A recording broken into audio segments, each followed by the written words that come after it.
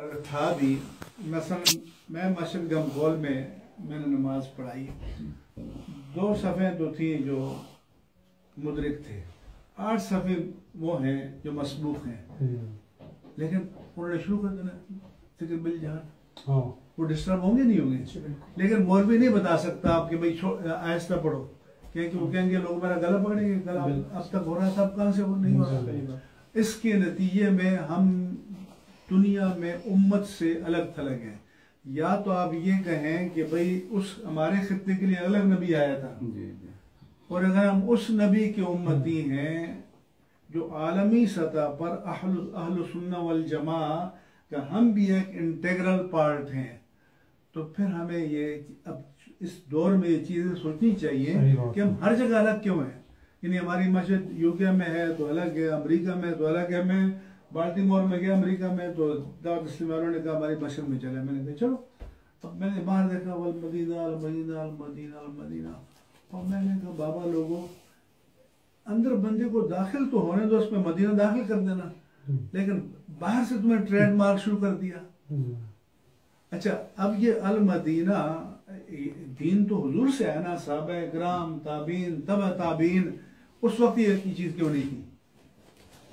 तो आप लोग जो हैं, हमें एक इज्तिमाई तजदीदी तहरीक की जरूरत है कि ताकि हम इससे निकलें। उसके लिए जुर्रत की जरूरत है ना, बात करने की कि भाई ये नमाज के बाद जो आप बुलंद आवाज से पढ़ते हैं, जरा इसको आहिस्ता भी कर लें तो कोई हर्ज नहीं होगा। लेकिन इतनी जुर्रत कौन करेगा? उसमें अल्लाह साहब 2 तरह के, एक तो जैसे हज़रत ने फरमाया तो मैं तो कहता हूँ, मैं इसलिए हर जगह बयान करता हूँ चीजें कि खड़े हो जाओ, आप उलमा खड़े हो जाएं तो आपके मुकाबले में कोई नहीं ठहर सकता, लेकिन उलमा जो हैं वो डगमगा रहे हैं।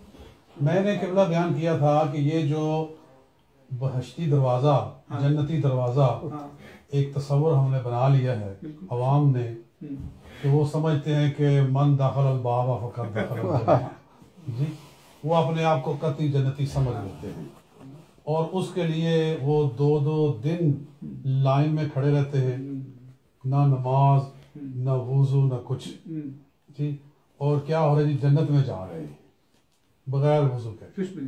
अभी तो मैंने इसका रद्द किया, ठीक ठाक किया, अवाम में किया है, बताया लोगों को कि ये गलत तस्वुर है जी। अब मैं टीवी में बताता रहा हूँ इस साल, और अभी बताता हूँ कि जितनी चादरें मज़ारात पर चढ़ाई जाती हैं, ये इसराफ है या नहीं है? सही है, इकराम के लिए चादर काफी है। अब 25-25 चादरें, 50-50 चादरें चढ़ाई जा रही हैं। अच्छा, औकाफ वाले क्या कहेंगे कि वजीर साहब के उसके गले में डाल दिया। अरे भाई, आप उसके मालिक ही नहीं है, आप कैसे दे रहे हैं? और फुकहा ने लिखा है कि वहाँ जो चीजें कपड़े दें फुकरा के वहाँ का। अब इस चादर के साथ फुकरा क्या करेंगे? तो साहिब मज़ार के इकराम के लिए एक चादर चढ़ा दी, और उसको हम इस्तेमाल करते हैं बैतुल्लाह के खिलाफ से कि अलामत तकरीम है। लेकिन अब ये तो नहीं है कि 25 चादरें 50 चादरें हर जगह।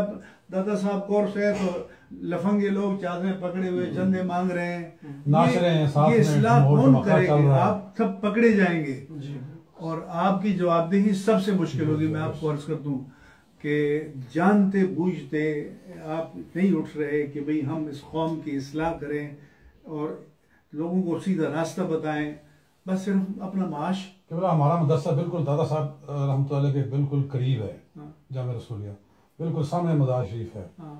वहाँ जब भी उर्स का मौका आता है ना, ये ढोल ढमक्का सिलसिला शुरू हो जाता है। सारी सारी रात चादरें गुजरती रहती हैं, नाच रहे हैं, ढोल धमक्का और कूद रहे हैं, म्यूजिक के साथ वो उसको ले जा रहे हैं। मैंने लिख के दिया था कि ये फतवा जारी करो, और मैंने कहा कि ये शहबाज तुम पकड़े जाओगे, हमारा काम मसला बयान करना है। अब मैं आपसे कहता हूँ कि जितनी हमारे हजरत आरास की तकरीबात जो है ना, उसका 0 यूटिलाइजेशन है। मैं दादा साहब जाता हूँ, एक सेशन की सदारत देते हैं मुझे, 25 पीर बैठे होंगे, 25 वाइज बैठे होंगे। अच्छा, हर एक चाहेगा मेरा नाम पुकारा जाए। अब जब उसको खड़ा करेंगे ना, उसको तरबियत की इस्लाह से कोई गरज नहीं है। वो चाहता है कि जो एटम बम है फेंक दो ताकि नारा लग जाए। बिल्कुल सही। अच्छा, तो इतना यानी इतना मरकजी उर्स है। मैंने कहा पिछली मरतबा गया, मैंने कहा अल्लाह का वास्ता एक सेशन में आधे घंटे के पौन घंटे का एक खिताब करो, जो लोग आए हैं कुछ दीन लेकर जाएं। बिल्कुल सही। तो आप लोगों का जो हशर होना है ना, तो मैं अल्लाह से डरता हूँ। अर्ज करने की बात यह कि अक्सर जो बड़े सगीर में